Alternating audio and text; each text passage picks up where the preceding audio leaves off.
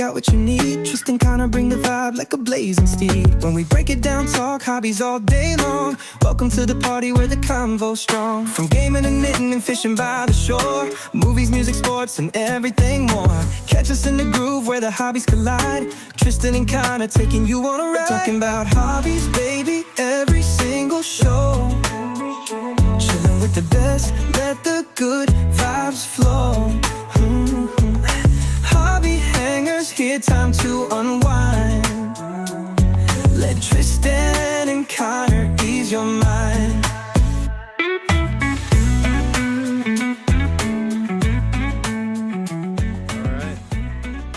Welcome into the Hobby Hangar, everybody. Thank you again for joining us today. We are opening the hangar doors yet again on a reptile hobby.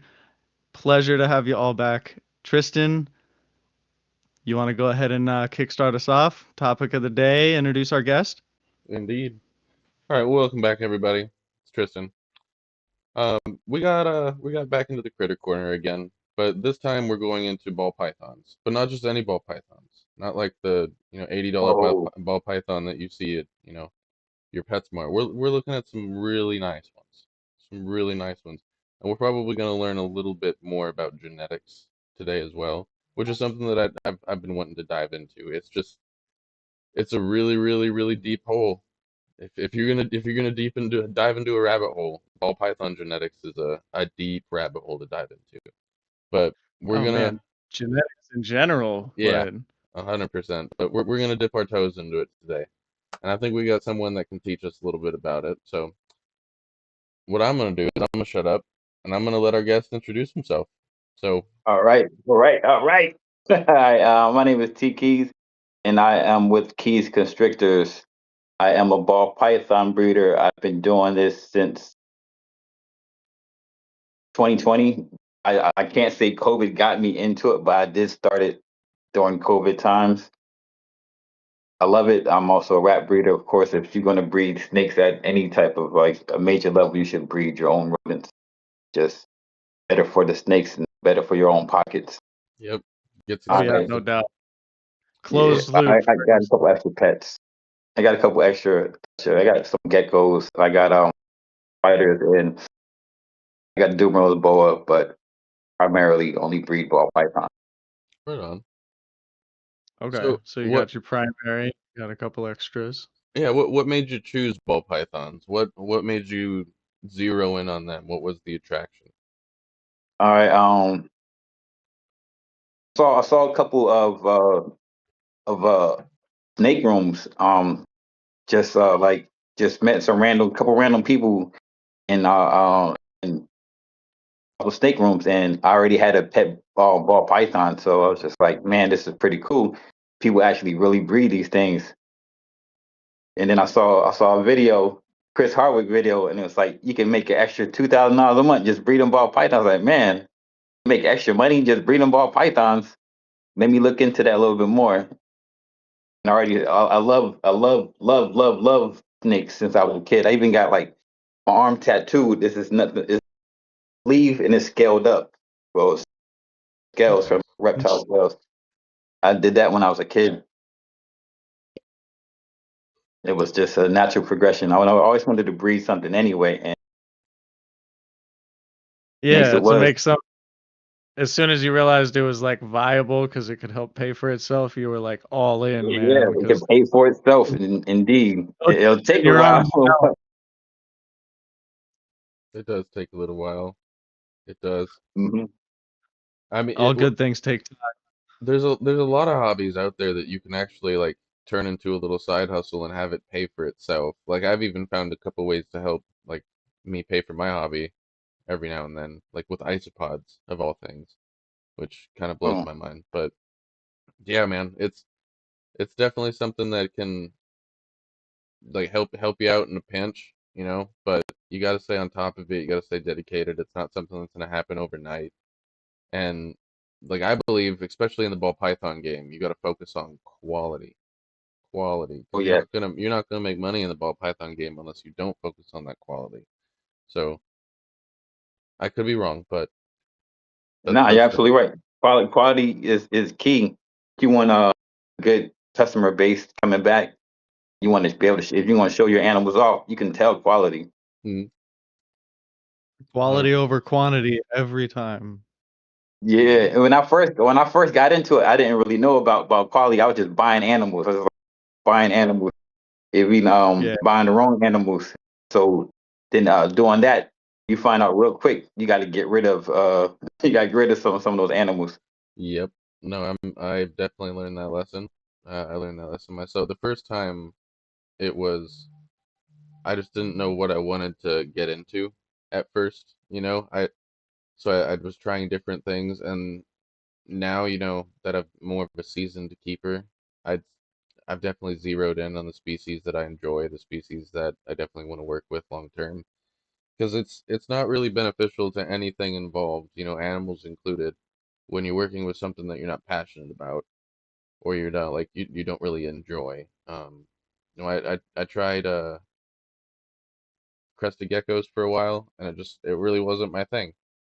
It really wasn't my thing. I did ball pythons, and don't get me wrong, I love ball pythons, but I looked at it and I thought to myself, you know, if I'm gonna be a ball python breeder with the stuff that I have right now, I'm just gonna be breeding like, you know, pet store quality stuff. You know, this is ever gonna be ever anything I'm gonna want to take to a show and, you know, be super proud of. This is your simple stuff. If I'm gonna breed some snakes, I need to get into something that's, you know, not out there as often. If I'm gonna make a splash in the ball python world, I need to go big or go home. And I wasn't dedicated enough to the ball pythons to go that big. So I ended up going a I hear different them. route.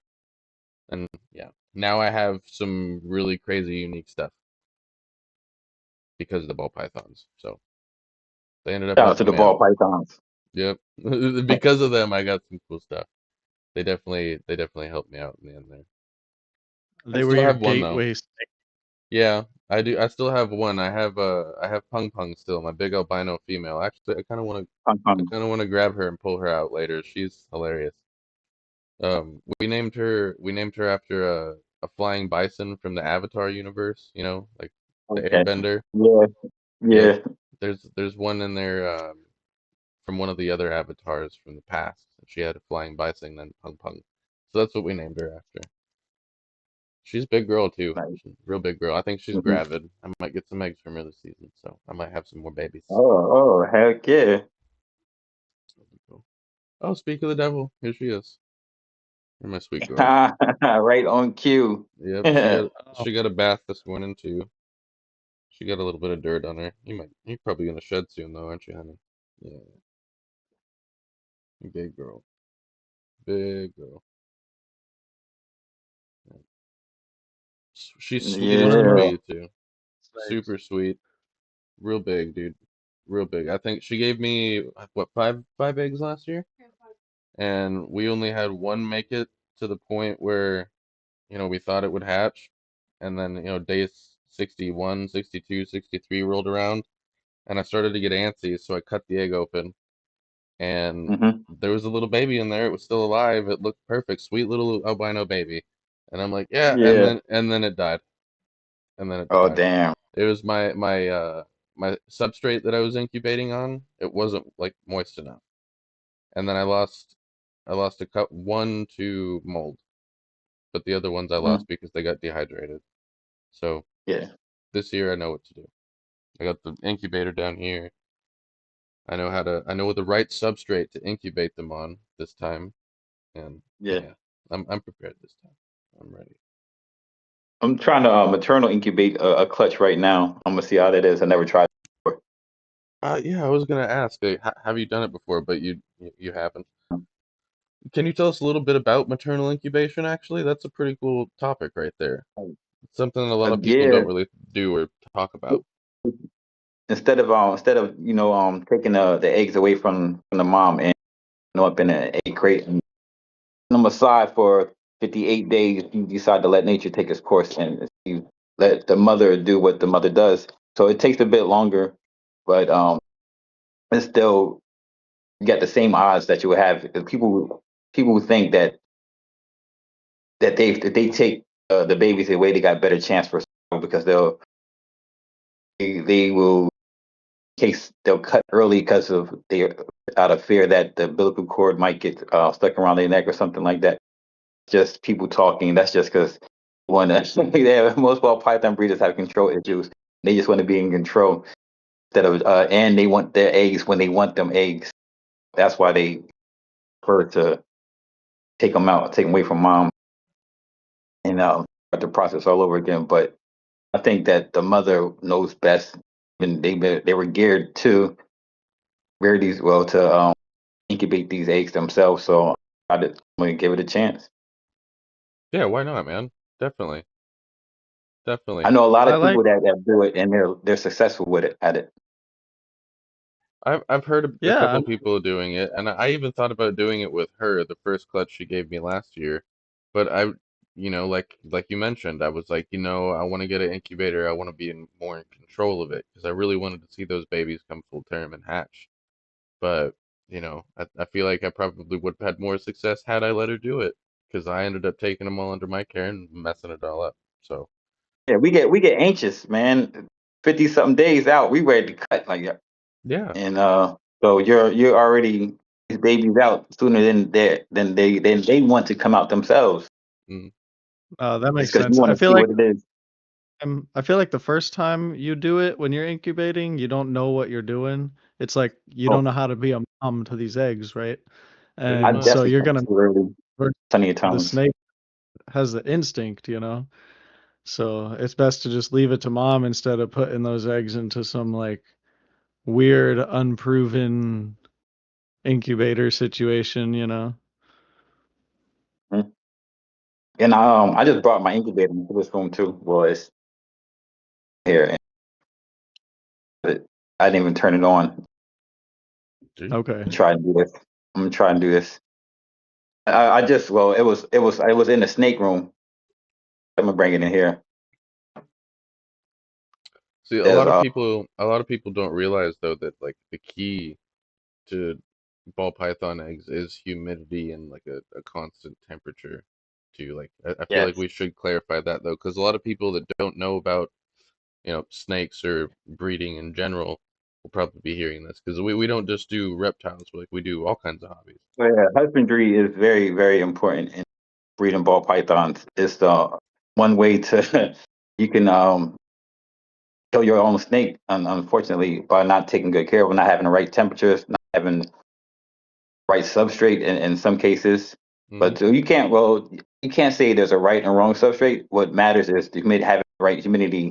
You can paper towels if you want. You can use newspaper. Use virtually anything as substrate, but you got to have the right temperatures, right humidity for them to strive in.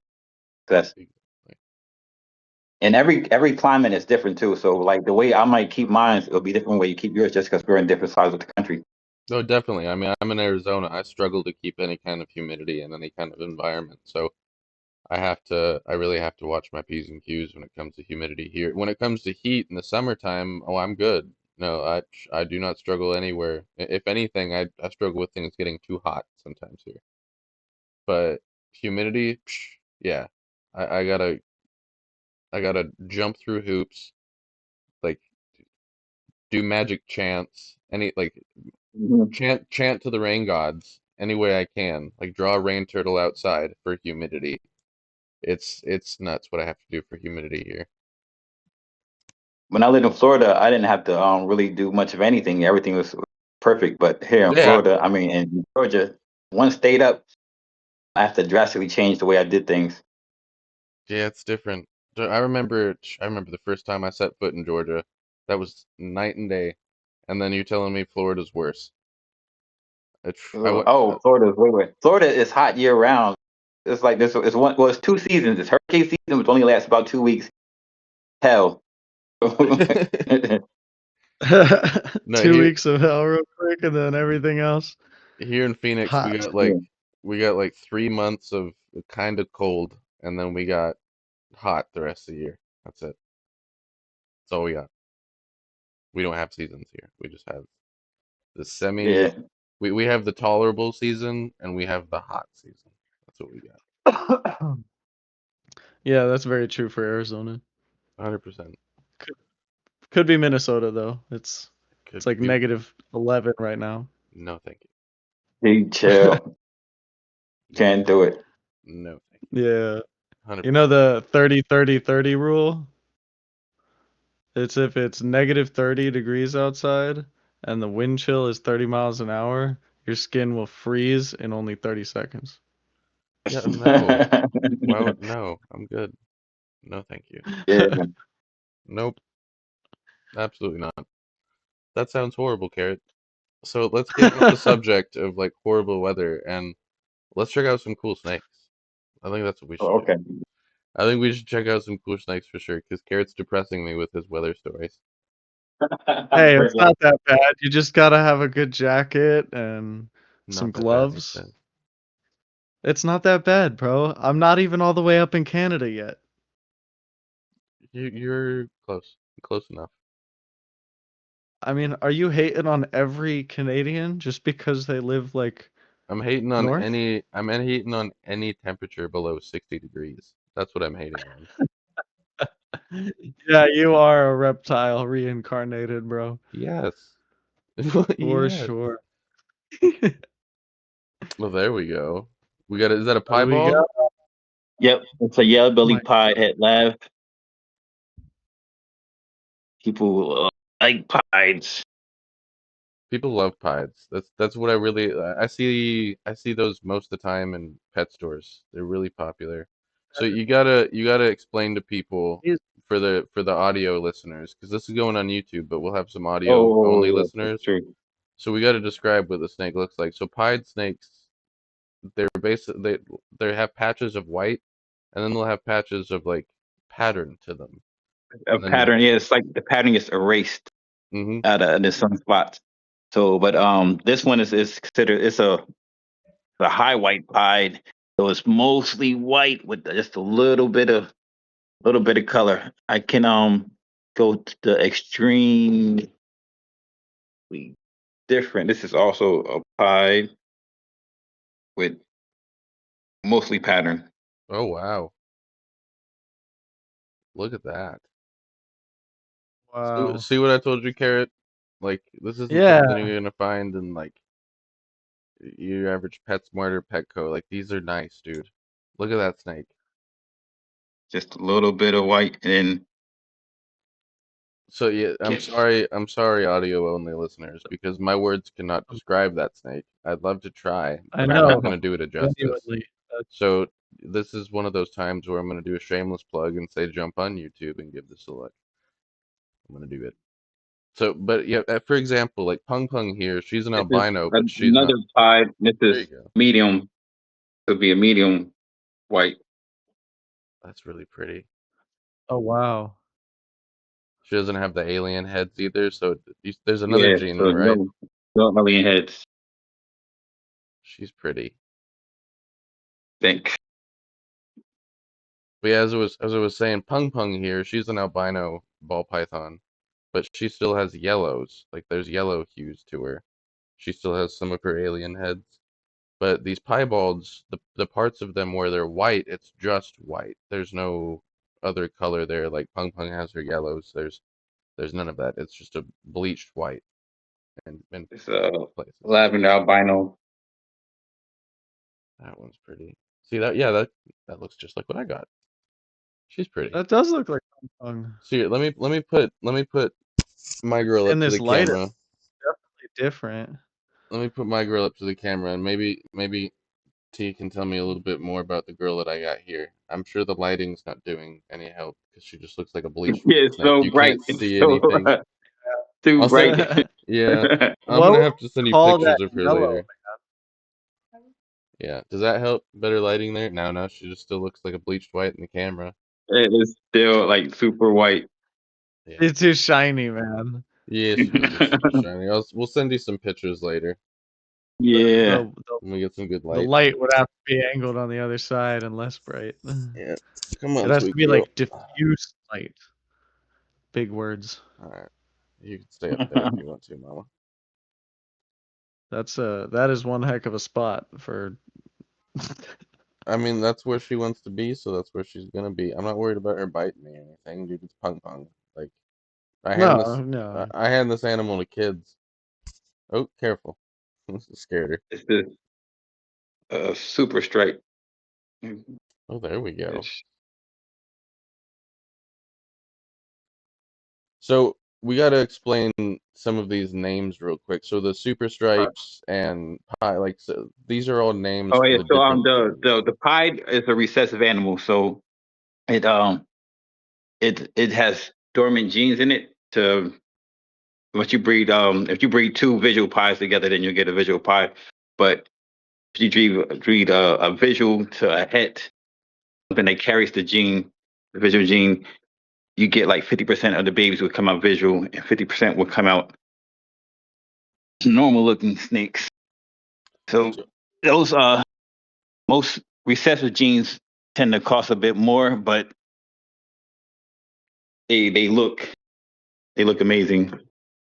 And then the super stripe, that's there's two different types of ways you can make a super stripe. You can make a super stripe with a specter, with a specter and a yellow belly, or two specters, and they make super stripes. huh. So Okay, because you're pairing up like a recessive and a recessive known traits, and Yeah, and like the super stripes are in the family yellow belly complex family. Like this, it's also in the yellow belly complex. This is a phantom highway, so it's a highway. So it's a gravel, a yellow belly, and it is phantom mixed together. And it makes a super. Well, these snakes they get super light when they as they get older. They don't start off looking like this, but all the color begins to go away as far as the highway. so do some of these genes that affect the visual, outcome of the snake, do some of these genes affect the disposition as well, or does that really just depend on the individual snake? It depends on the individual snake. Some people will say that some snakes are like some are meaner than other, but as far as ball pythons, really not. This is also in the yellow belly complex. This is a Mardi Gras GHI, so it's a GHI entry, entry, asphalt, and yellow belly. Gee, that thing's cool. The cool thing about the I don't know if it's cool, but these even though these snakes had different they come out different with different interactions. Yellow belly, gravel, asphalt, specter, art, they all look alike. But when you pair them together, they all have different interactions. Interesting. That's wow. So are there certain genes, like are there certain what was the term you used? Like family, not family tree, like This morph is an tree? asphalt. So all those tend to look like this, but they when you pair those two together, they make those other three things I just showed Mm. come out looking like that. Wow. They all originally look just like this though. If you pair any two together, you get crazy combinations. That's nuts, dude. Carrot, do you remember that regular looking male that was part of the trade that we did when you went with me? yeah, I know the one. See, I wonder what he had in him because when you look at like regular ball pythons, dude, and you compare to him next to him, he has lots of high yellows, lots of high whites. He did not look like a regular ball python. He did not look like an $80 snake that I bought him for. Right, no. You know, it almost makes me wonder, what if I had something? I should have asked. I should ask. Yeah. It's like the kid with all like neutral traits, but then has like white hair or something. This is a purple passion. This is Look at purple snake. that. See, This is Ivy mixed with phantom. I told myself I wouldn't get another ball python, but I probably would break that rule to get that ball python. Yeah, Dude, that it's a one's so very pretty cool. snake. She's a beautiful snake. Super sweet Can't tell if too. it's just the I can't tell if This it's snake just the is. light, but there's a line going down her. Oh Like, yeah, yeah, yeah. That's awesome. Yep, the light that runs down the dorsal, that Yeah, dorsal stripe, dude. yeah. Beautiful, Hmm. beautiful snake. Beautiful. So how did you learn all these genes? What's a good source for people to go out and start figuring this stuff out? Because Uh, podcast, podcast. I do a bunch of podcasts, so I interview a lot of people. I learned a lot just from interviewing people and watching podcasts. I mean, I've been on your podcast and I've watched a couple of your podcasts, and dude, like you guys go over some really cool stuff, and I've learned a good bit just from watching and being on your show. So thank you for Yeah. that, number one, man. But Oh, no, my pleasure. okay, so podcasts, isn't there like a morph calculator on Morph Market too? I'm pretty sure that's a free tool like anybody can use there. Oh yeah, anybody can use it. That one's kind of cool. When I found that one, like you can kind of plug and play with different morphs, and it'll kind of tell you what will come out based off the pairing. Look at that. This is a big, big girl. This is a bamboo, pinstripe, a calico, yellow belly, and pastel. See, Kara, Wow. I think what I had was a yellow belly, and I think Yzma might have been like a lesser yellow belly because of all that high yellow. Dude, look at that. Dude, that's just some seriously awesome looking camo. But Yeah, right. it's not It's so natural at awesome all, looking which is camo, wild. dude. Should I go after you there for a second? Getting a little spicy with you? Oh, nah, she's good. I mean, well, Sick. he's good. She is not spicy at all. Oh yeah, look at her. That's one of my first snakes. Well, since I started breeding anyway. That's cool. How long you had her then? Or him, or whichever you I say. got I got her in 2020. So 2020. Okay. yeah, Yeah, it'll you be were saying 6 years around soon. COVID time frame, Yeah, coincidentally. I got her at wait, actually no, 2021 I got her because I got her at Daytona. It was my second time going to Daytona. The first time I went to Daytona, I just got a pet snake. I'm making it a goal to get out to Daytona. I Oh really yeah, want to you get out got it. there. You got to. You It's got Yeah. to. definitely one of the shows to get to. But there's quite a few people down in Florida I gotta visit too. A couple people that have been on this podcast actually. What do we got there? What's going on there? And this is adder, banana, lemon pastel, and possibly leopard, which I don't. Oh, I think she has leopard in her. I got to breed her and find out. So I've heard and I've been told, I haven't found this out, firsthand experience, but I've heard and I've been told that there are certain genes that you should not or cannot breed together because the babies come out just messed up every time, or they'll live Yeah. out of the egg, but quality of life isn't great because of certain birth defects. I like um this right here. Yeah, be quiet. This is a black pastel yellow belly het pied. Now, Hmm. if I breed her to a visual pied, there will be kinks. Okay. So yeah, you don't want that. Kinks could be a we might not be able to breed the offspring. More than likely, you won't be able to breed the offspring, and it'd be just poor way of life for the offspring with those. So that's you wouldn't want to do that. Yeah. So that's one of the Right. things you got to be That's it. careful with genetics and stuff like that, man, because you never. Oh What? yeah, genetics is a feisty monster, man. You gotta have a good gene pool, otherwise you end up with like pugs and like some of those dogs that just have all kinds of messed up issues. Another pie. Look at that, man. That's a beautiful one right Whoa. there. Do you have any lesser morphs? Not anymore. That's just one of those genes I got into early on. Yep. Was pieds? Not in pie though. I just had lessers in different Okay. animals, different combinations, but I don't have any more lesser in my collection. Right on. So let's talk more about some of the projects you have going, man. What are some of like your main goals with these ball pythons? What are some of the projects that are really important to you in your collection right now? Just working my own dinkers, just trying to prove them out, prove out my own genes.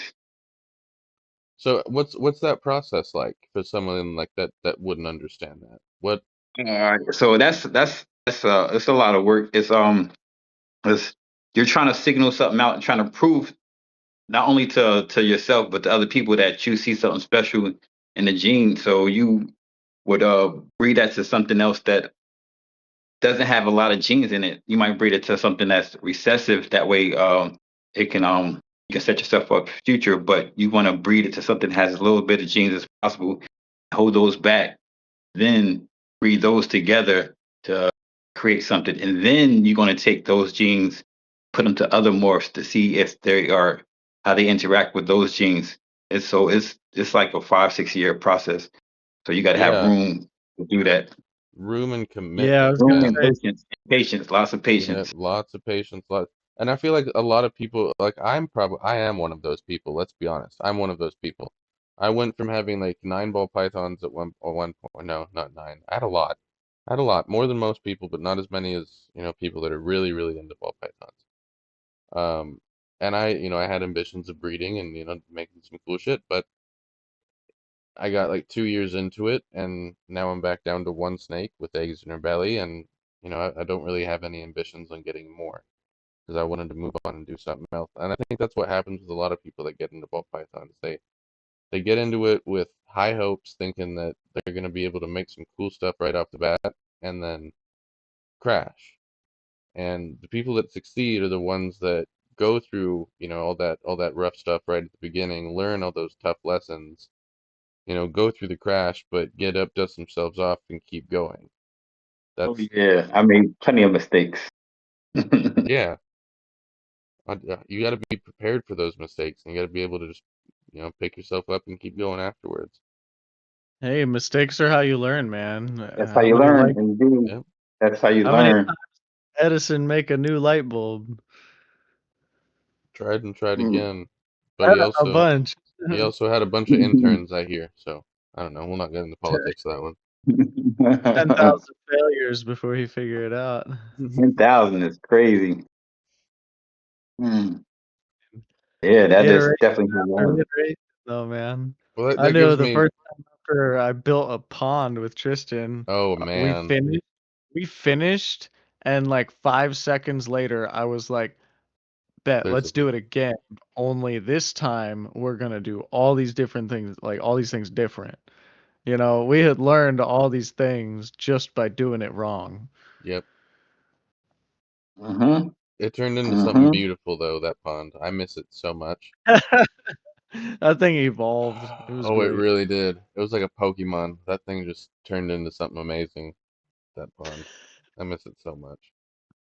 But you said something earlier that gave me a really good idea for your question, and it's something that we haven't asked a while on the show. So, what are some of the biggest, successes you've had in the hobby thus far? And what are some of the biggest, like losses you've had in the hobby thus far? And what have you learned from both of them? Losses was and I lost my first snake, my, Oh man, my first snake because I didn't have the proper husbandry to and I was sick, and then I rushed it back to like I put it back on substrate before I should have basically killed the snake. oh wow, And it wasn't even the money value, that it was the fact that the snake depended on me and I killed it. yeah, It's that's like no it Yeah. was fun. perfect. Yeah. That's the heartbreaking part about animal care, man, is like when you work, we've said it before on the show, like when you work with life, you also work with death. Hmm. And the hardest part about that isn't when like something died just because nature, and you had everything locked in. We work with death too. It's when it's stuff that was like, man, that was on me. Yeah, That's when when it's on that's you, when that's when it hurts. it eats us up. Hmm. Um, uh, I would say that successes was me starting my YouTube channel. Like because of the ball pythons, they got me into to doing stuff like this, and it was a big shout out to ball. It was something I would have never done. Like I'm not like shy or anything, but I don't do this. You know what I'm saying? Hmm. So Right. that's what that definitely did that, and I was able to. My channel before it went down, it was pretty big, so I had to start over from scratch. Oh, jeez. That's a shame. Yep. Yeah, What I was at 75K, 75,000 on YouTube subscribers. story Oh time. man. That's a bummer, man. I've heard of a Yeah, couple of others having similar stuff happen with YouTube drama. I don't know what your situation was, but that was a bummer. yeah. It I didn't have to work. YouTube paid for everything. Yeah. But then it was like then overnight, all going overnight. Jeez. I got to Wow. start all over. Well, the good news is you did it once, you can do it again. Yep. Yeah, and now I know what I'm doing too. There you go. Just So it's like the like, yeah, pond, and like I was saying earlier, man, like the second time you do this thing, you're gonna do it like You do better the that next much time. better. Next time. Yep. yeah. Well, right on, man. Right on. Well, yeah, that was pretty good. Well, Carrot, do you wanna do you have any more questions before you take over on your side of the show? I mean, so one of the key things that I like asking is kind of what has the hobby done for you, like in your own personal life? Because you're choosing to do it, you're choosing to spend time on it. So, like, what are you getting out of it, and why do you continue to stick with it? Um, and yeah, if you were to recommend it to somebody, what are some of the things that you really get out of it? Patience, man. It taught me a lot about patience that I didn't have as much. So I'm able to deal with people a lot better. Yeah. There was situations a lot better, and for my own mental health is a lot better since got into reading ball python and the rodents. Of course, the rodents help out the mental health. Oh, we didn't talk about that much, the rodents. I think we should touch on that real quick because it is a big part of this hobby. Like you can't really have a collection as big as a lot of breeders do without getting into the things that they eat. Um, Yeah. Yeah, no doubt. I'll go downstairs for a second. I mean, when you got things feeding that much and you got that many different animals, like there's no sense going down to the PetSmart every time for a feeder. you're gonna be cleaning out that mini fridge that they got at that little freezer. Yeah, exactly. It's where my rodents are. Oh, very nice, man. That's a nice Yeah. setup. That is pro, dude.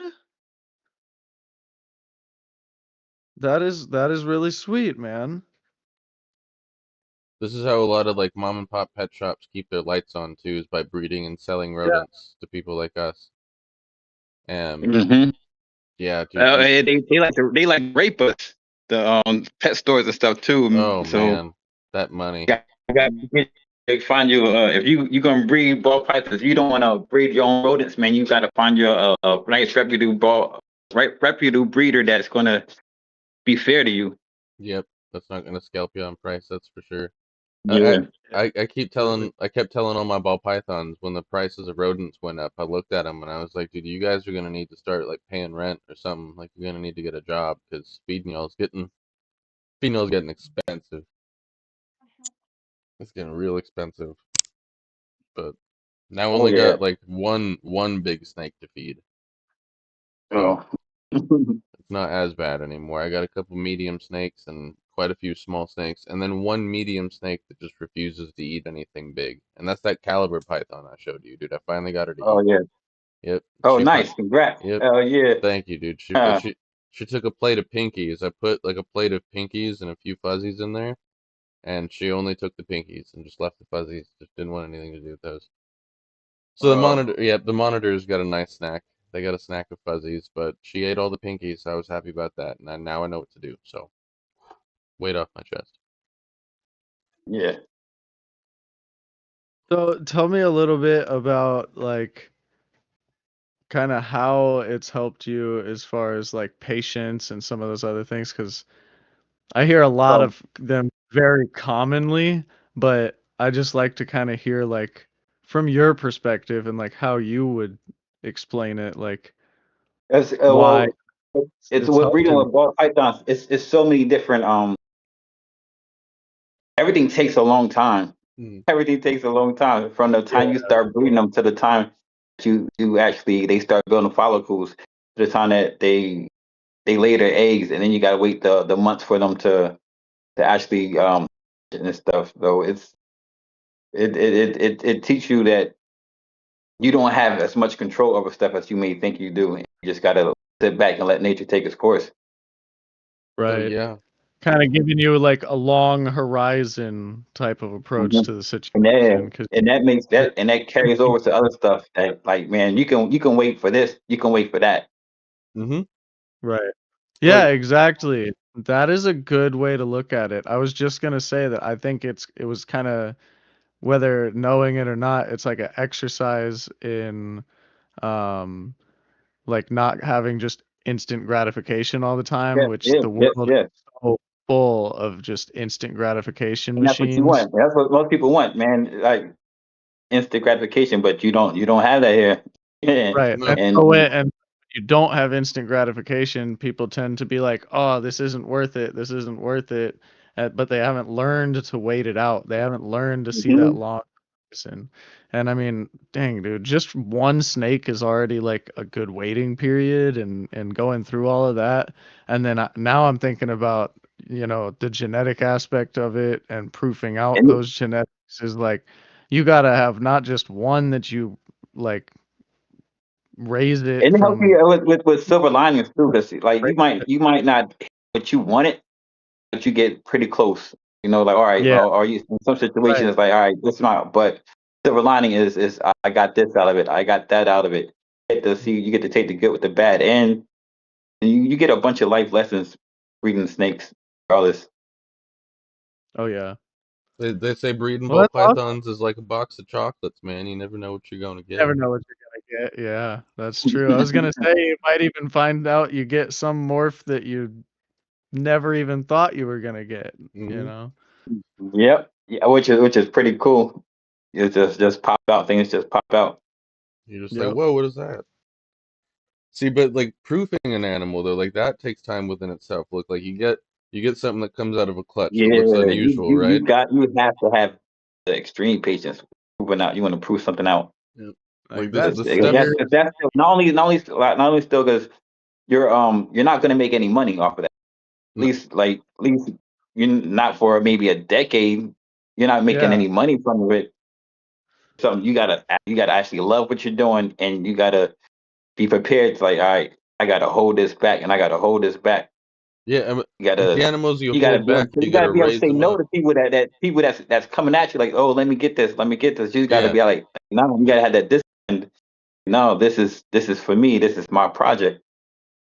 Yep. There's some of the animals that you showed us, some of your holdback animals? Yes. Yeah, because I mean, I would have held back those animals. Those things are not that purple one, man. Whew.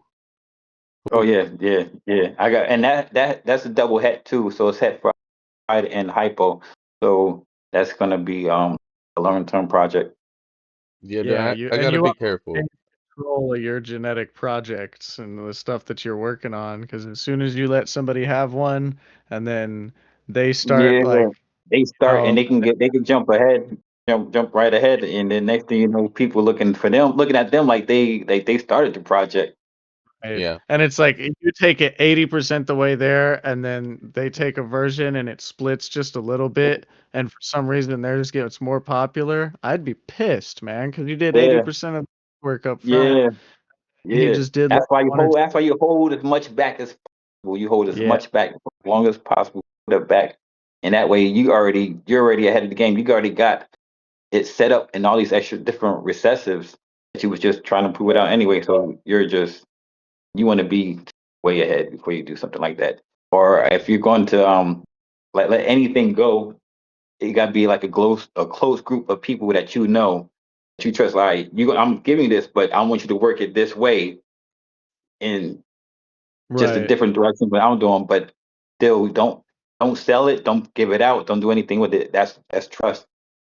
Yeah, exactly. You're entrusting it to be sold to an individual, not for them to resell it or gift it later or breed it or Yeah, any of exactly. like if Tristan gave me one of his, you know, I'm not gonna go like behind his back and like, yeah, Yeah, resell it, or even when you make babies, sell the baby. Like, nah, it's not supposed to sell the babies. It's supposed to just keep the project going. Mhm. yep. I'd give the babies back to Tristan, and then he would make the Exactly. decision. He'd make the decision on like these ones have my traits, they stay with us. These ones don't have my traits, so we can sell these ones. Yeah, yeah. If anything, Carrot, just See, I send them got a over to you so train. you can grow them out for me, and then I'll take them back. You do all the work, grow them out, and then I'll breed them. Do all the feeding, all that. All the poop I'll scooping. give them their good visual life, because and then once they're fully grown, I'll send them back to you, and they can go through their cycle. You can send them back to me when they're retired too. There you go. We'll have a plan. Yeah, that'll. You'll run the snake nursery and the snake retirement home. Yeah, When they're ready to exactly. work, they'll come to me. Exactly. We got a plan. There we go. I just Oh, got to get the warehouse first. Once we're actually in a hangar of some form, man, indeed. it'll be nice. Indeed. We're getting on a tangent though. We're supposed to be talking about We snakes. are. I digress. I Yeah, apologize. y'all good. Y'all good. You're good.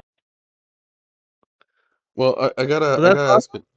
Yeah, it is awesome though, dude. I gotta ask you one more quick question before we start diving deeper into Carrot's realm.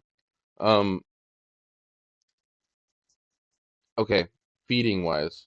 So I've heard a lot of different things about people and gut loading. I myself, I breed dubia roaches. Any insect that I breed with the intent to use them as feeders, I pay a lot of attention into what I'm gut loading my animals with. Does that transfer over to snakes as well? Because you're breeding your own rats, using them as feeders. Um, I'm Yeah. sure you want. So I feed them rat food, of course, rat food, but I also feed them a mixture of black soldier fly larvae, Okay, corn, protein. um yeah, protein, lots of protein food, whole wheat, whole wheat oats, and the black sunflower seeds. Okay, Then of course like whatever I don't eat and feed it to my rats too. like I mean, veggies and they'll eat. scraps like that. But healthy food, not just I Yeah, don't give them junk food and all that, but healthy food. Like, be healthy. Um, I take care of my rats. right on, right on. Yeah, that I know gut I loading. mean, healthy feeders equals healthy stock. So Indeed. But I gut load them. But before I feed, before I know that they're gonna eat, I make sure that they eat low, extra. So I know exactly what's going on, man. Hold the snakes a bit longer because I don't. You don't need to feed snakes as much as people feed them. You Hmm. know? Like everybody thinks it's that once every week, they get a certain size rat for whatever certain size snake. Um, No. no, yeah. So what are your thoughts on that? I know when snakes are hungry, like they tell you when they want to be fed. Some during breeding season, some females I will feed every week, but they don't need to eat 2 weeks. Nice little cycle. A Hmm. nice rodent the size that Okay. they Yeah. should eat, but every 2 weeks is all they need to eat. Yeah. Some don't want to eat that much. No, Pung Yeah. Pung out Some there, she'll eat push like it every out another 1 to week. 2 weeks. No, well, no, once. She'll either eat once a month or twice a month. It really just depends on, how she feels. Yeah, how she feels. That's But wild. no, like you said though, when Kind of she is like breeding and I feel like she's got some eggs where she's not before she's about to start, gestating and whatnot, getting those eggs ready to go. I'll hit her with a little bit of extra food, and she happily takes it. Yeah, She happily take it, and I just want to make sure she has that energy to convert into whatever she has to do. Because I remember the first time I laid eyes on her after she like passed that clutch, pushed it out. I panicked a little bit because she just looked like a balloon with all the air. She just looked mhm, deflated, and that kind of freaked yeah. me out. But I started calling around, and people were like, "No, that's normal. That's perfectly fine. Just give her some food. She'll be fine." And that's what I did. That's what I did. She ate as soon as I took the eggs away and I washed her off to get like the smell of the eggs off of her. She ate Yeah. as soon as that was done, right away. Started looking better a couple months after that. I mean, she got extra room in her belly now for some extra food, and she Oh needs yeah, the energy. I'm sure they're it's ready to like get a meal in right after yeah. that, dude. Well, for I those of would you be. that Sometimes, yeah. sometimes they'll eat raptors, but sometimes they don't want to eat. Well, so like what we were talking about before with maternal incubation, I would think that they probably wouldn't eat during that time because they're not Some eating do. while they're Some, gravid. Some do. some do. Some Huh. do actually. Like I have friends show me them eat while they were on eggs. Wow. It all depends on the mom. I guess Would yeah. I they guess probably the try individual. and eat smaller, like smaller than their normal size meals? I would give them smaller meals, specific as like mostly these big girls like these mines are big girls, so they'll take a nice large rat, but I would give them Yeah. smaller medium. Like you just don't want that And bigger I size feed live too, so yeah, I wouldn't. eggs going on and like busting something up, you know. Yeah. Hmm. But what do I'm not the snake guy, so I wouldn't actually know if that'd be a problem for them or not. Guess it just depends on the snake. Yeah, depends on them. Well, Carrot, should we dive deeper into your side of the show? Because I've asked my questions that have had like stewing in my brain for a while. Yeah, man. I got another good one that I like to ask. Like knowing what you know now about this, um, what would you steer people away from? What are some things that have caused you like some really big like headache or like anxiety or just like mistakes that you've made that like weighed on you and you're like, I shouldn't have done that for this hobby, Um, right? So that other oh, people can avoid those mistakes. my first thing was I didn't ask for advice. I didn't have a mentor. I did my own research, but um, wasn't enough. I should have picked out a mentor, and that would have helped me not make some mistakes that I made. I was like, thought I knew. You don't know what you don't know. You know what I'm Hmm. saying? Yeah, 100%. Before you continue, I want to just interject on that because it is so perfect that you just said that. I read from, I forget exactly where it was, but um, basically a gentleman that wanted to get some mentorship from another like executive at one of the companies that I worked with, right? And he just literally was like, you know what I did? I just sent the dude a DM, just direct message the guy and said, hey, my name is Connor. I'm doing this thing. I'm thinking about this thing. I would like some mentorship. And the keywords were, are you open to that? That is the best icebreaker that I've ever heard if you are looking into finding a mentor for something. So if there's somebody, I don't care if it's somebody that you see on Instagram that you like that works out well and you don't know how to ask him for gym advice. Boom, perfect icebreaker right there. Hey, I'm so and so, like this is what I've been thinking about, and like I've been looking for a mentor, like are you open to that?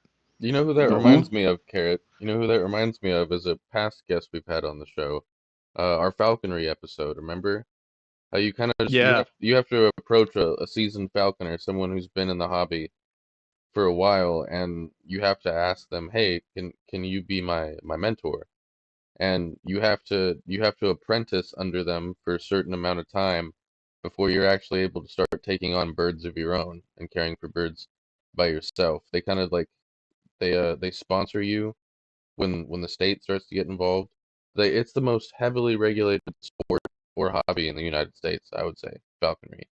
So you really do have to find a good mentor, and a lot of the time, like our guests, told us on that episode, he just went out and found his mentor, called him up and said, "Hey, I would like to do what you do. Can I come out to your place and can you show me kind of what you do?" And that's how it started for him. You really just can't be afraid to look for Put somebody yourself and out there, man. You got to yeah, ask for help. Don't be afraid to Yeah. ask for help. Uh, 100%. And one more sidebar, and then I will digress back to you so that you can keep going. Oh, Uh-oh, we lost him. no, we No. lost him. Hopefully he's back by the time that I finish my quick sidebar Indeed. for the audience. Um, I know a lot of older gentlemen. Most of my friends, to be honest, are over the age of 50. Um, and I know so many people, like when I say this, it's because I actually mean it. Like I genuinely know enough people to say that it's got to be this way all over the place, right? I know a lot of older individuals that have some kind of passion, some kind of knowledge, and they're just this is what it is, this is their life, like yada yada. They don't need validation from anybody, you know? Hmm. But the second that you're also interested in it and you walk up to one of these guys and you're like, "Hey man, like I hear that you do, such and such, and I'm really interested in that." Like these guys and gals and people out there want to share their experience with an apprentice. They want hmm that. You know what I mean? They don't want 100 different people coming sometimes to ask one or two questions. Sometimes you get that kind of engagement. But if you really want a mentor and you reach out in that capacity, there's a lot of people that would step into that role. You know what I'm hmm saying? So don't be afraid to reach out, like so many of my friends that are in their 50s that have this hobby or the other. The second that I'm like, "Hey, I might want to learn how to go skeet shooting." They're like, "Okay, Yeah. come Let with me me, take you boy." under my wing. Yeah. Yeah. Yeah. Do So, you know how excited us reptile people get when one of our friends approaches us and they show interest in the hobby? Like, it doesn't yeah. matter if you're a gecko Like person, a genuine, monitor like genuine person. interest, right? Yes, Like, dude, yeah, I'll tell you, it's so much tell fun. you everything. It's so much fun. I had That's one of my that's old that's how army buddies. I got into it. It was I really got into it. Uh, it was a friend of mine at work. He just started breeding ball pythons. He was just doing it. And I was interested in. I told him I just went and I bought this snake, and he said, "Oh, I'm breeding ball pythons." I was asking about what's the and what's the visual and all this stuff, and I was like, but then he was in it just for a couple months, Hmm. but he piqued my interest because he was into it so much in that he wanted to like share the information that what he did know. Yeah, that's awesome. That leads me to one of my next things that I like to touch on. Um, kind of drawing a blank on like how I would ask the question normally. Let's just rephrase it. Like we all know that we love our communities and it's a big part of bringing us out of bad places. But what do you think about the community here and what has been your experience with the community? What has the community done for you? Oh man, community big. Last year, um, my wife, she was in a car accident, and Oh, car was totaled, and the community did an auction, and she bought me a new car. what? Wow. Whoa, Hmm. dude. That's amazing. God, dude. You see why I love the reptile community, Carrot? Yeah, You see why? no kidding. Man.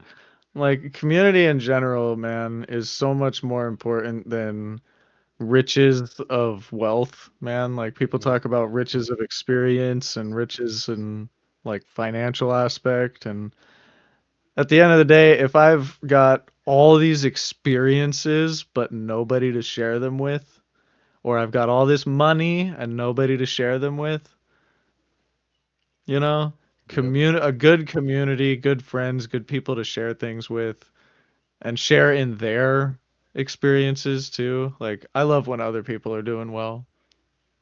Absolutely, absolutely. But I digress. Go on. That was that was major, and that was That major was the way they. that's your moment. That one takes the cake, you know what I mean? Yeah, for sure. Hmm. Yeah, that speaks volumes, though, It really for does. sure.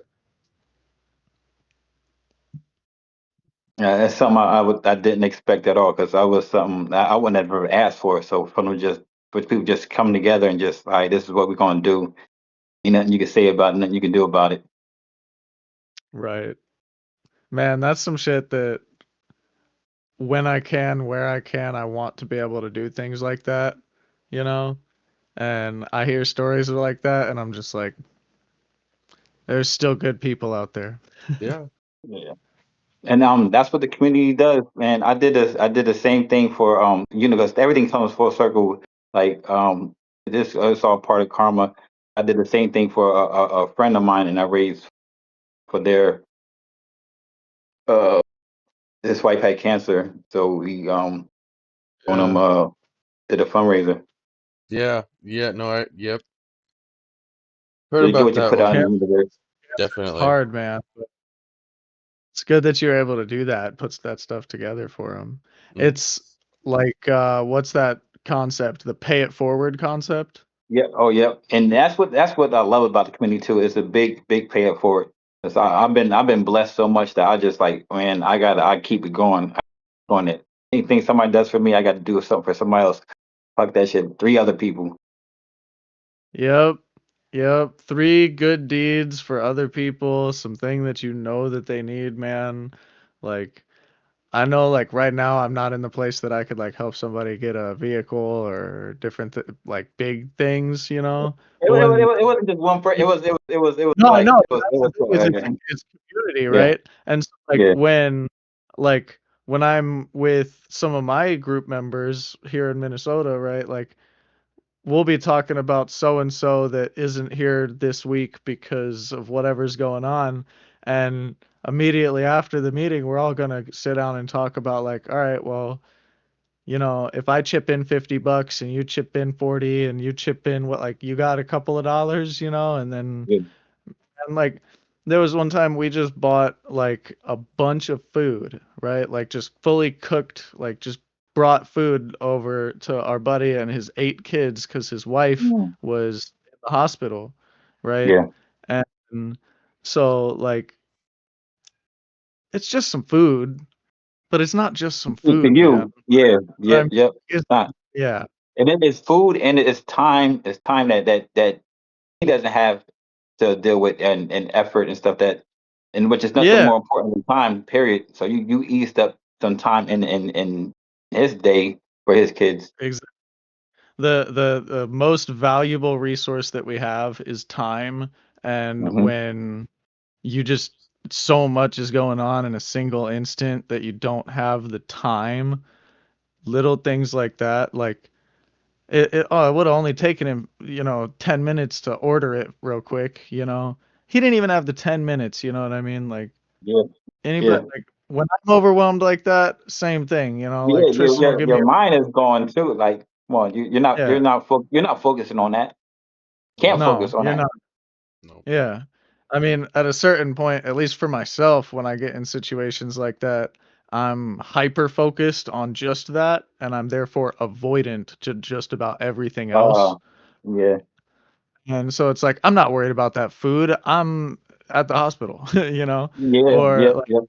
all that stuff, right? And so whatever the example is, it's Those are good the to have times where I community have at your to. back. Those are the times where I have to yell at Carrot so he doesn't self implode. You know. He'll he'll call me and not even know, like, it's not like I was messaging him being like, "Oh, what's up?" And then he'll call me. Like, he'll just call me and I'll be like, "Dude, thanks for calling, man. I had no idea that I even need you to call me. Yep. Just reset me real quick." Or there'll be times where like he's kind of down in the dumps, and I know he's down in the dumps over something, and like he won't text me or call me for a couple of days, so I'll just start leaving him voicemails, just stupid long, like ridiculous voicemails. Pick up the phone, you dildo. Stop being a little bitch. Don't make me call your mom. Like fucking just do stupid stuff like that. Just to get him to peek his head out Yeah, into the he sunshine will. and get out of the clouds. Gotta have a good And I community, love you. man. I love you too, bud. That's why we do this stuff. Yeah. Well, do you got any good stories, man? Do you got any good stories? But we always love to do stories on the Hobby Hanger because sometimes Miranda will animate them, which is pretty fun. Do you have? Nah, I really, I don't. I'm not like a storyteller, unfortunately. If I was, I'm I not. bet you are if Um, it comes naturally, but when you're put on oh, the yeah, yeah, spot, yeah. you're Exactly, exactly, Yep. exactly. If I was just talking, like, yeah, but the feel on the spot, like, oh man, and the good one at that, like, damn, so he's super lame, like this guy. right. But, Well, then Have, so, maybe with a prompt, maybe with a prompt. So if what is there anything that sticks out in your mind that like a time that you walked into like your reptile room or an enclosure or something and found something just really surprising? Like not bad, but just something like that was you like, didn't what? expect to see, like, whoa. uh, um, shit. One of my snakes was on his way into another enclosure and was fornicating. Oh wow. I'm Getting tearing that active. I didn't. It's just a magical pairing, and she ended up going. So it got out of his tank because at this point, this when I first started breeding. So I had tanks and enclosures and everything. So I don't have tanks anymore, but for my one, but other Yeah. than that, yeah. So that was weird and surprising. You just get out, get in there, you're like, where the hell where is this thing? Where is he? Where's my Oh, damn snake? Oh, he's um, in there getting some of after my it. he's snakes, some of getting my snakes after aren't it. even here. Like I only got really half my collection right now because I know it's for I don't know how much time we getting off, so I wanted to touch on mental health a little bit. So Definitely. a couple months ago, um, October like 13th or something, I had a mental breakdown. Finley. So I was doing like way too much. I was doing podcasts, different podcasts, 7 days a week. I had different podcasts on, and some days two and three because we had like a real fucking Yeah, network. So I had like 16 different podcasts that ran Sunday through fucking Saturday. Wow. Um, right. so I was I 7 was days a doing week, yeah, steam 7 days a train. week. Some two and three shows only 2 days out of the week I had one show. So I was doing way too much and I was just like smoking a hell of weed. So like too much. Yeah, phases, man. Balance, Yep. Yeah. balance. So Because neither of those things would drive you into oh, the and dirt. But yeah, if you're like, and then if I you're went just I went three going, days, 3 days without sleeping. So 3 days no sleep. Uh, well, even to some of the like I'll be completely honest. Some of the smoke I had was given to me from somebody, and it was fired from like medical. So oh that put me yeah, in a drug induced bipolar disorder is what my psychiatrist because I didn't get the psychiatrist because I needed somebody to talk to about what happened breakdown. So I had to Yeah. stop smoking for a few months to make sure that for it to get out my system and everything. So I'm all right now. I'm in a good mental space, but I gave up half my collection so I could focus on me. Hmm. Yeah. That's the thing, man, is you got to put your own oxygen mask on first You because you do. got to Yep, be yep, good for yep, yourself yep. before you can be And good for I cut down anybody the amount else. of shows I do. So now I only do shows on Mondays, Wednesdays, um, Mondays, Wednesdays, Thursdays, Fridays, and Saturdays. but Hey, man, you gave yourself the but only break day though. but only one show each of those days. There you go. They're That's good good, shows yeah. though. I've been a part of one of Make them. it more sustainable. Hmm. A Yeah, so no, sustainable I don't do pace, it. So and then Tuesdays and Sundays I have no show at all, and on Saturday I only do one show, and that's noon that I do with my son. I do a podcast on Thursdays and Saturdays. Keep them to an hour. Right on. Huh. Very Yeah, nice, man. Yeah, with your boy in it. yeah, yeah. That's cool. That's gotta be fun. That's gotta Oh, be fun. yeah, it's fun. My It's fun. 7-year-old wants Fun. to do like he wants to be a YouTuber and play games and the other, and I'm like, that ship already sailed, man. We got enough of those. But I encourage it. Mhm. Mhm. Never know until you So try either. mental health is very important. So I just wanted to say that, like, that, man, you got to be able to put your own oxygen mask on first before you putting someone else. And I was so help on like I'm doing everything. I'm gonna take care of everybody, which I should have been focused on Hmm. myself, which I didn't. So I had to learn that lesson the Yeah. hard way. Put me first. Yeah. Oh, I did the It's same thing, dude. difficult though, because Yeah. as we mature, I feel like, and I've figured this out. It sounds like both of y'all have figured this out, but just kind of, on the nose for the audience, it's like it's very difficult when you want to provide for other people, Yeah. and you don't necessarily care as much of a priority for your own self because Hmm. the point is that I sacrifice my time and my stuff and my things, like so that I can be productive, not for me, but for other people, right? Yeah. And we chase that, and the more productive we are, the more we're like we're doing good because we're productive for other people, And you can right? feel like you can do But more. Like shit, man, I can do even yeah, more, even though you yeah, really and can't. you keep going, and eventually you realize, some people burn themselves out quick and learn that early. Some people it takes longer.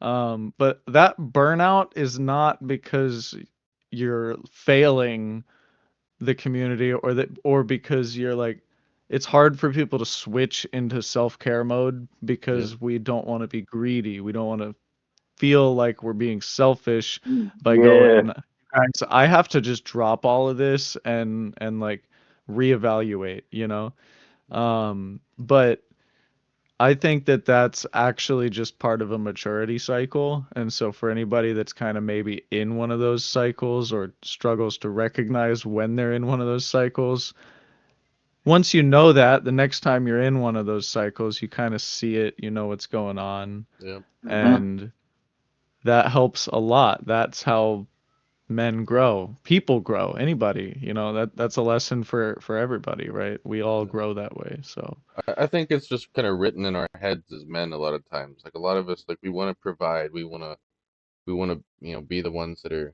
taking care of things, handling things. But there's a trade-off there. Like as much as you want to be the one like handling stuff, taking care of things, you got to be able to look in the mirror and go, who's taking care of you? Hmm.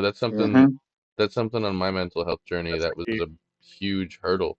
As weird as that sounds, it was a huge hurdle. And Bubba, I kind of wish he was over here with me right now. Good old Bubba. Bubba, he helped me get through that. Because that when I first got him, I was going through just that real rough. I don't want to be here. I feel like a failure. I suck. I feel like I'm just useless. Blah blah blah X Y and Z. Hmm.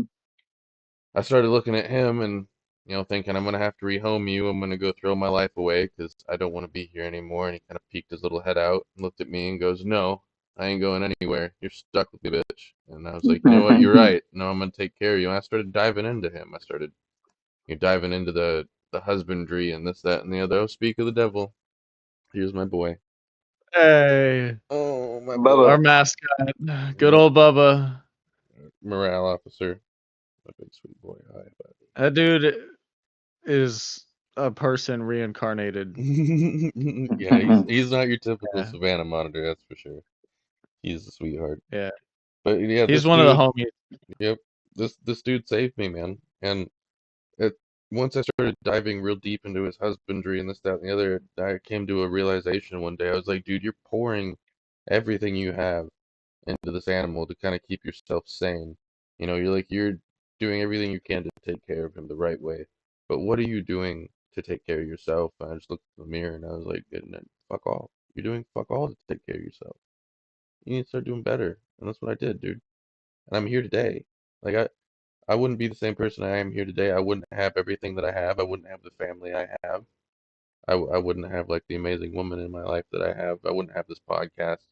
I wouldn't have the friends that I have like Carrot if I didn't just turn my life around because of this lizard right here. I was just in that deep of a hole, an emotional hole that I wasn't paying attention, to anything really, much less myself. And he helped me get out of that, man. This dude right here. I'll always be grateful to him for that. And there, right, buddy. Yeah, you're a spoiled brat because because you help out your old dad. Good boy. Yeah, Why we awesome. love our Bubba. He with one look changed your mind Yeah, that's about all it like took. life, bro. Like outlook, outlook style look. Just what That's was all it that? took. No, you're not going anywhere, motherfucker. Neither am I.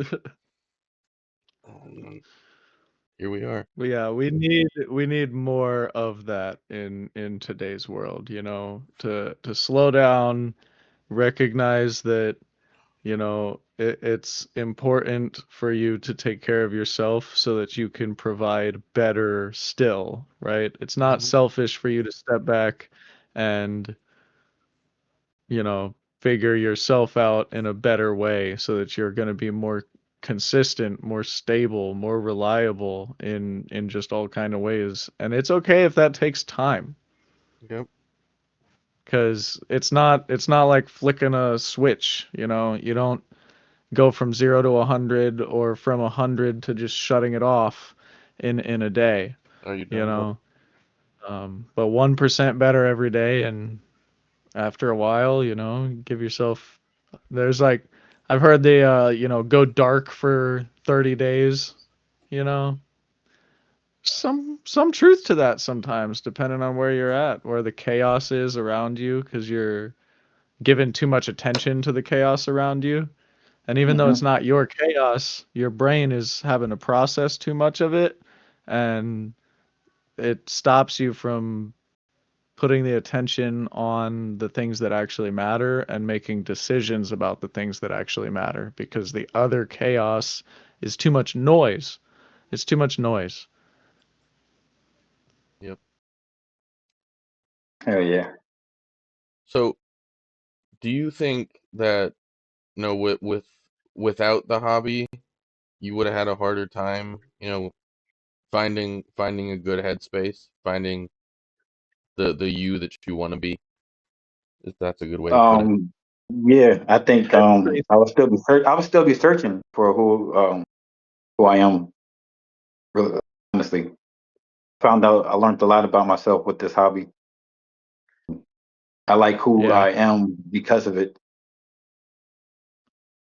That's great, man. Seems like my next question was going to be like, what was the thing that made you realize that you want to stick with it, as opposed to like some hobbies that just run their course and then you kind of move on to the next thing. Not that it was ever a bad hobby, you loved it, but it ran its course, right?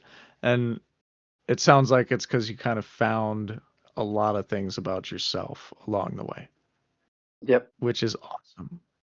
Do you feel like grateful to the animals in a way, kind of like how I Oh, described.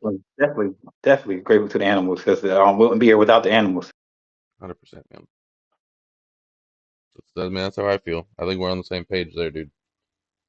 I think we're on the same page. Very hippie what I'm gonna say next, but like the whole one with nature thing brings you peace is so true. Whether it is Hmm. going for a walk, taking like a scenic hike route, friggin' bringing nature indoors, you know? Hmm. I like the ground, man. Just go out there barefoot. Oh Yeah, yeah. you Mm-hmm. know another thing nature's taught me, and this is something that's been a hot topic in the reptile hobby, and it kind of does tie in with mental health because in this hobby you don't got to worry about just your own mental health. You got to worry about like how your animal's doing, and a lot of people take what's happening behind the eyes of a ball python for granted. A lot of people say they're just dumb snakes, but they're still a living animal. There's still things happening behind those eyes. It might not be much, but there's still things happening there. Um, and then you get into monitors, and there's a lot happening behind those eyes, and that's something you really have to take into account. You know, you have to make sure that like the well-being of your animal is actually a priority, because if not, you're not going to have that quality that you look for in ball pythons. It, there's so much that goes into it, man. Like I'm now even tripped myself up because I have this whole thought train going, and there's so many dips and dives and twists and turns that I want to talk about. Now I'm just confused myself, and I think I probably should just shut up so someone else can say something cool. You're like, I need to digress. I've lost myself. Yeah, no, yeah, that just like with ball python genes and morphs, there's so much to learn and so many twists and turns and this and that. You get a little lost, man. And that's just what happened. I got lost in my own head. Sometimes you gotta just back up and see the bigger picture for a second again. Hmm. Hmm. Indeed. So, so tell me something that you're looking forward to coming up. We do a lot of time in our heads thinking about the stuff that has gone wrong, past different things, worrying about stuff that's gonna be coming up in the future. We should I'm spend just more focused time on bringing thinking about getting the my channel back good. to just getting back to where I was. So I'm looking forward to that whole journey and seeing how seeing what different avenues I'm going to take in. Well, tell us about the channel a That's little it. bit, man. Tell our I was listeners a gonna little say, bit about it. Let's get So some traffic I over do your a way. different so it's like on Wednesday, on Mondays I do podcast that called No Balls Just Things, where I focus on all different types of animals outside of ball pythons. So on Wednesday I do a show called No called Balls and Things, which primarily is I talk to ball python breeders. okay, And, yeah. yeah. So and then Thursdays I do a reaction show that's with me and my son called TBD. So this could to be determined as what we're Yeah, yeah, TBD. okay. We say. Kind of working And on it still. Yeah, no, fair enough. yeah, yeah. And then Fridays and yes, Fridays I do Hair Down Fridays. So it's just so my first podcast I did was Balls and Things. Then I started the Friday podcast. I did because Wednesday was the interview show, and Friday I went like I didn't really go to interview people. I just want to hang out and show snakes and animals, whatever. So we just put down hair down. I do that, and then Nice, yeah. Saturdays I do a sports show. So I do a sports show with me and my son. We do the sports. Right Just on. no animals, just sports. Um, like the other channels, the other shows I used to have on my channel. I used to have an anime show. And I used to have an outdoor show. I used to have a game show. So I did all these different stuff, but I just most of it out. But Damn. That's eventually, exciting, man. You've I'll got a probably bring bunch. someone back. I was in the works of doing a cooking show and a bird show. I was doing a lot, doing too much. Oh man, that's a lot. Yeah, mission creep. You kind of kept going and going, but I love Yeah, it. I love there was so much different stuff that damn like I'm into a whole lot of stuff. And there's so many and then there's so many different communities. I figured out if I can bring all these communities together, and Yeah. it'll be cool. Which is I was working on bringing everybody. So it'd be people that may not necessarily be into sports, but they found a community within these other people that are into it. So they tune in, they'll watch and watch as much as they could. And Yeah, people that's not in, the people that into fishing or hunting, because we did with fishing and we did hunting. that's what we're trying to do Yeah. here with this show. Very We're trying to similar to bring a what lot of we're doing people. right here, man. Yep. Bring Mhm. different communities together, let them share the best moments, the worst moments, Yep. It's a good deal, man. That's awesome. Indeed. So, on that note, it sounds like there's a lot of different ones out there that, if somebody wanted to look you up, find you, give one of these other podcasts of yours a listen, where can people find you? And since there's a I good list, happen to on have a link tree. YouTube.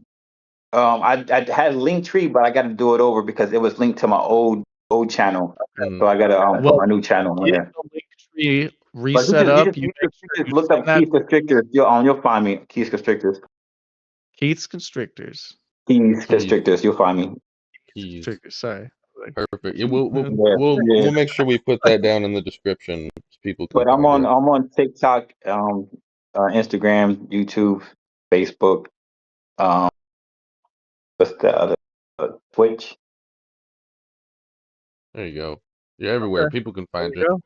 Yeah, Easy, everywhere. easy man to find. Easy man to find. It's Perfect. easy when you got the same username across all your platforms, Yeah, yeah. so Only yeah. So I just switched back to Keith Restrictors on YouTube.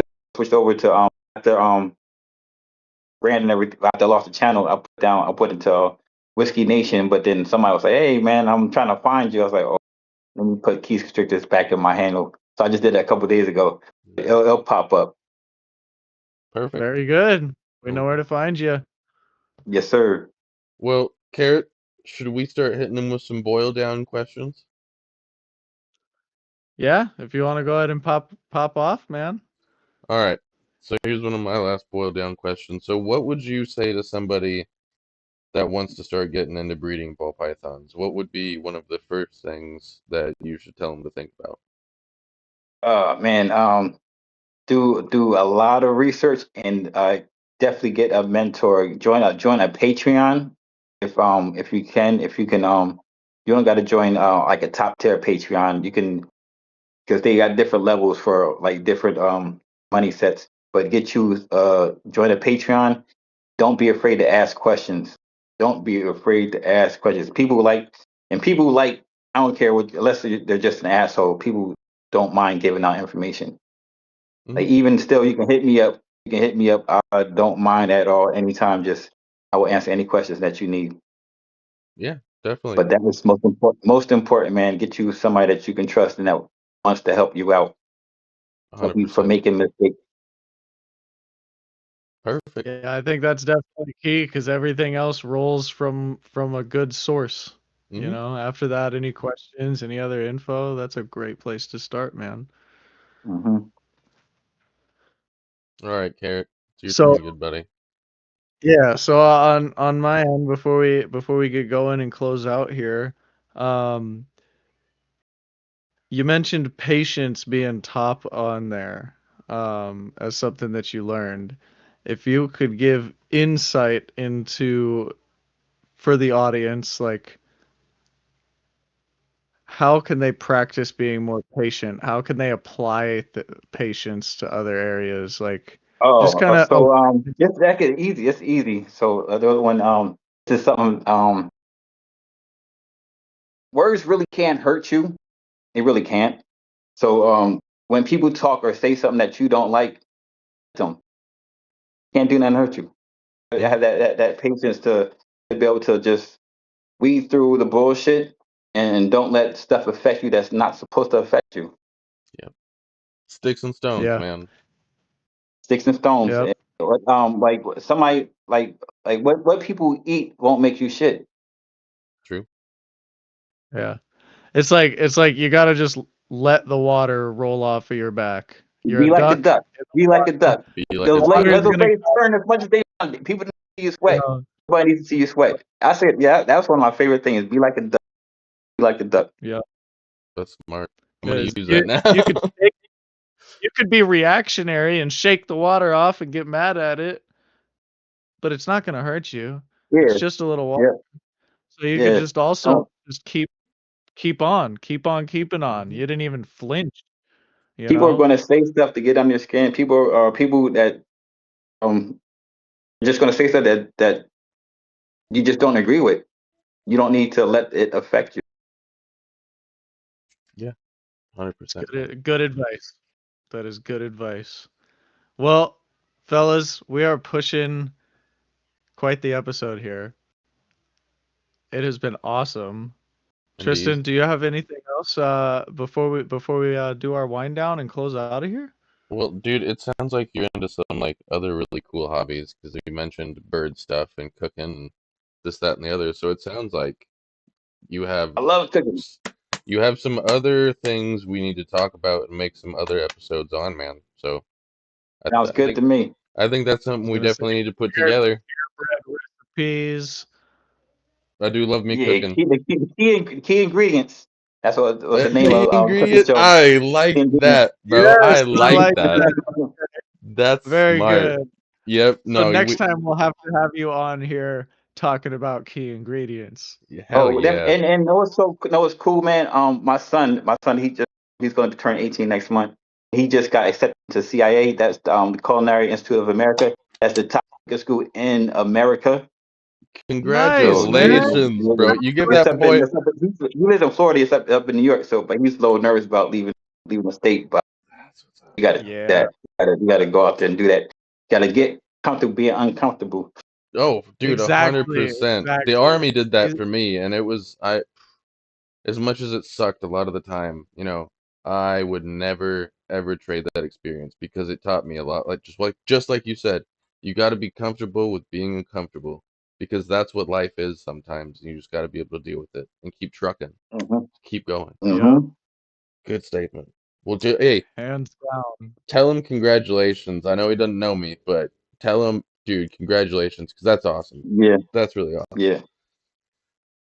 Hell yeah. Tell them. I'm stoked for him, dude. I really am stoked for him Yeah, because I yeah. thought a long time ago, once upon a time, I thought about going to Le Cordon Bleu here in Phoenix, the Oh culinary yeah. school here.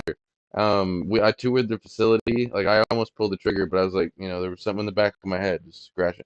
This is not for you. You need to go join the army first. And that's what I did, Yeah. man. That's what I did. You had to get It's used good to to somebody yelling at see. you first. Like Yeah, no, I did that. I got on my wild and out those years too, and there was probably the best place for me to do all my wild and out because if I wilded out too hard, there was a sergeant or a lieutenant there to be like, stop being retarded, fucking stop being dumb. It worked out. Yeah, imagine if you had been wild and out instead of at the barracks, you were at like Le Cordon Bleu with all the other like chefs, you know. It could have gotten bad real Mhm. quick. It could have gotten bad real quick. I've heard stories about some of the back of the house problems at the restaurants, man. I don't know. Mhm. I worked in restaurants long enough to know that I will never be like a gourmet, like fancy type of cook. Like I don't, And it's too stressful. Maybe that's too stressful. yeah, I don't do fancy stuff. I don't do like that. I do like really good, like just full meals, like family meals and like communities over. We're doing burgers. Like I'm gonna make good burgers, but like I don't make like gourmet stuff. Like just because I stuffed the burger with cheese doesn't mean it's gourmet. It just means like I've worked at a bar and grill, you know what I mean? So I love cooking too, but I'm not like, make the souffle.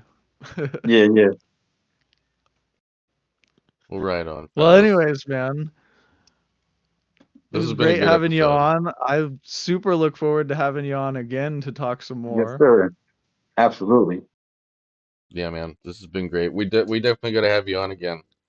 This has been a good one. You're an easy dude to talk to, so it makes it even better. I Thank always you. love when Appreciate it. interviews are like this. It's perfect, dude. Well, fellas, I'm hungry, Oh and yes. I'm sure we got some other stuff to do rather than sit around and shoot the shit with the boys. As fun as it is shooting the shit with the boys, I always love it. Mhm. I think we got some other Man, stuff to it get done. is. If it was So just me, I could just sit and chill for the rest of the night. But I gotta go get dinner on. I gotta go get my 7-year-old fed. indeed, I gotta make sure that he gets into bed at a reasonable time, and then the rest of the deal. Because once he's off to bed, my second job begins because I have to be the cleanup fairy that fixes the house. Oh, nice. Have fun with that. I what got what I cooked something to eat too. you got Right anything for the on. people before we roll out, T? Man, just give those flowers out to your peoples, man, because tomorrow's not promised. 5 minutes from now, it's not. And don't wait for good news or bad news to call your loved ones, man. Do it because it's the right thing to do. That's good. I like that. Good stuff. I need to call That my is a mama. solid way I'm to gonna end. go I call my love mama. All right. Call Call your your mother. ones. All right, everybody, closing the hobby hanger doors. Until next time, thank you for tuning in. Find us wherever you get your podcasts and check this episode out on YouTube if you were listening on the normal podcast platform. Indeed. And then on the social media side, ladies and gents, go check us out on Facebook. Go check us out on Instagram. The Hobby Hanger Podcast. We're not hard to find. Go find us. Give us a like. Give us a follow. It makes us feel good. Everyone counts. Besides that, Yeah. we got a couple things we need to do. Number one, ladies and gentlemen, one of the most important things I like to say as I close out the show, stay sexy. And number two, this is something Key likes to say on his show. Time to get off his damn phone. Yes, sir. Peace out, everybody. Hey. Breaking down reviews, got the hottest takes. Dropping all the scoop like a chef serve cakes. Tune in every week, you know what to do. Join the hobby hangout, we got room for you. Grab your headphones, kick back, relax. We got the stories, true facts to the max. From east to west, we got the whole globe wrapped. Tristan and Connor got this podcast talking about hobbies, baby, every single show. Chilling with the best, let the good vibes flow. Hobby hangers here, time to unwind. Let Tristan and Connor ease your mind.